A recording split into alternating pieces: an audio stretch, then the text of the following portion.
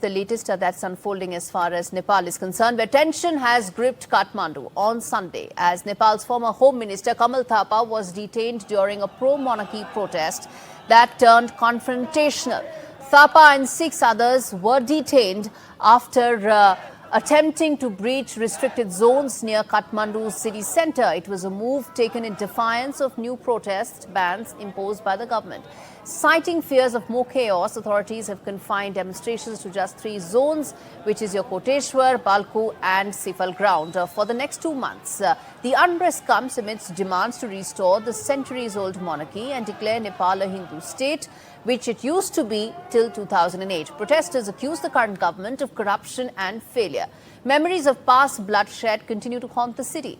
In March, a protest turned violent, leaving 2 dead, dozens injured. As the former king remains silent, the streets roar louder.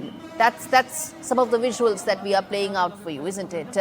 Will Nepal return to its royal past or stand firm as a republic in the wake of these growing protests is something that's very important for India, given the fact that India and Nepal share such close relations, interests, and remain so for centuries. I want to quickly get in Kushbhau Bhatta, who's of the Central Committee member. She is of the Rashtriya Prajatantra Party, one of the parties that is actually protesting at a time when there's been some sort of an indication from the government that you can keep protesting all you want, Kushbhau, but as far as some of the many significant demands that you or the parties like yours are making are simply not going to happen. How do you respond to what the government has said so far in terms of these protests not resulting in Nepal once again becoming a Hindu kingdom?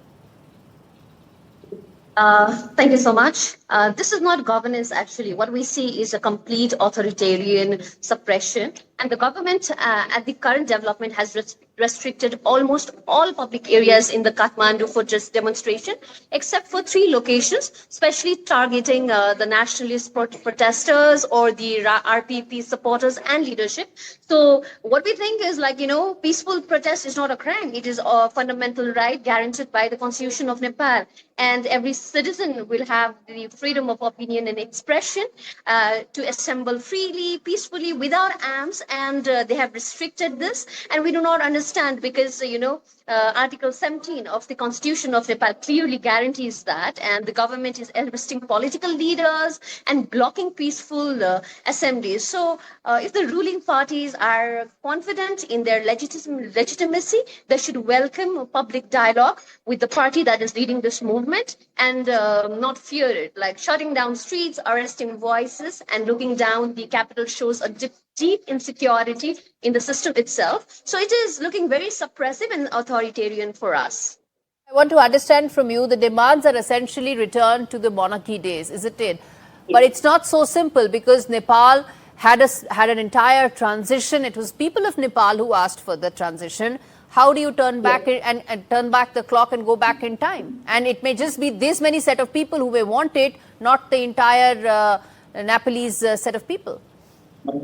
Actually, it's not at all going back because the current moment has gained momentum because the people of Nepal have been increasingly dissatisfied as the political parties took over power after 2008 and have repeatedly failed to deliver on their promises of better governance, stability, and economic process. So instead of bringing reforms and improvement, they pledged the things that they had pledged. Successive governments have been plagued by corruption, inefficiency, and internal power struggles. So it's not going back, but at this critical juncture, what RPP thinks is that they have to address our ongoing political and economical situations, troubles, and the crisis. So the party calls for a fresh political agreement that includes all stakeholders, including the former king, and arguing and also the political parties. And the party advocates for a constitutional monarch. We do not want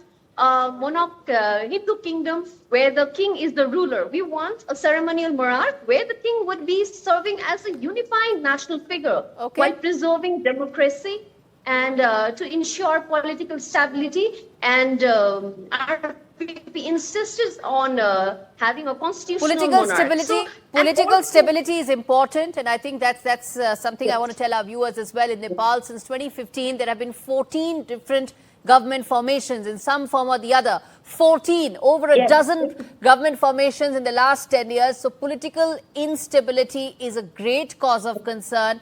And that, of course, is why governance and corruption really are primary reasons of dissatisfaction for people of Nepal. But I want to understand from you, Kushbhau, how does your party envisage that transition? Because if it's politically unstable, then there are politically vested interests, isn't it? And it's not so simple what the demands are.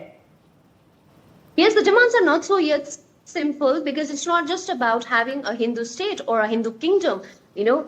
We are committed and we are advocating mainly for agendas like where we want to end the systematic corruption that has paralyzed the level of governance in Nepal.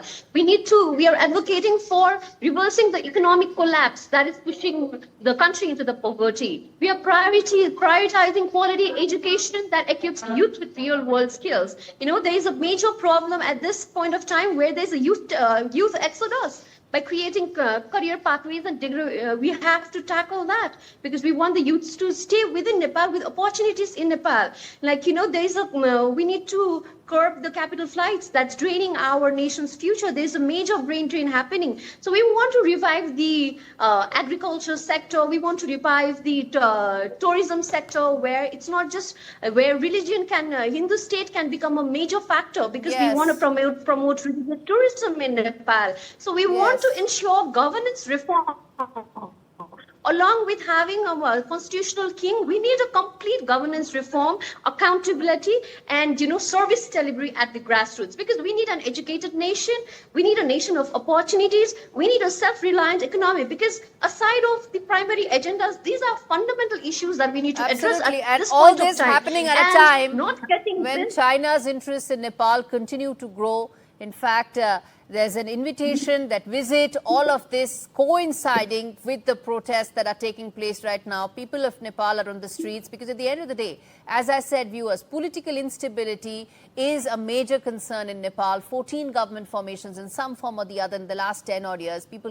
People feel they deserve better, and which is why the youth of Nepal feel that they deserve better. As I said, no easy answers. What will be the political solution to this? No one knows. As of course, right now Nepal is a republic, and many feel it should not go back to being a monarchy. All right.